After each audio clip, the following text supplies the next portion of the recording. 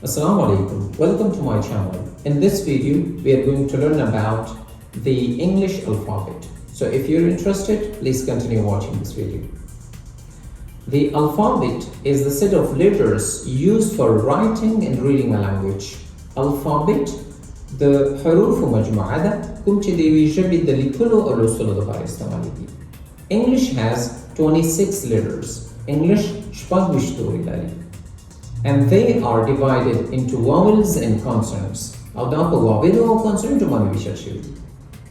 یعنی د انګلیش ټول توري شپږ ویشت دي او په دوه قسمه دي. واول او consonant. واول یې پنځه دي. AEIOU دا موږ سره واول دي. او پښتو کې ورته موږ غږ لرونکي توري وایو. غږ لرونکي توري ورته په دې خاطر وایو چې دا غږ لري. یعنی په یو لغت کې اواز ورکوي. بغیر د واول نه موږ نشو کولی چې یو لغت جوړ کړو. په هر لغت کې باید یو واول موجود وي. همدارنګه د دې پنځو نه علاوه چې څه پاتې کېږي هغه موږ سره consonants دي. یا په پښتو کې ورته موږ بې غږه توري وایو بغیر د WY څخه. چې WY هم consonant او هم واول دی. دا چې کله consonant وي او کله واول وي په دې اړه خبرې کوو. When it begins سلام کله چې دا سلام شروع کی یا د یو لغت په لومړي سر کې راشي نو WY consonant دی لکه worship or post-war.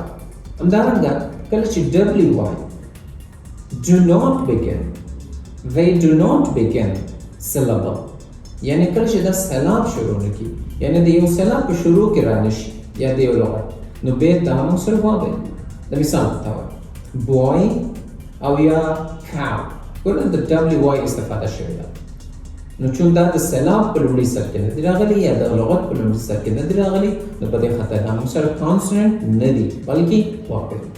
دا اوس موږ نننی درس تر بلې د الله حوالې.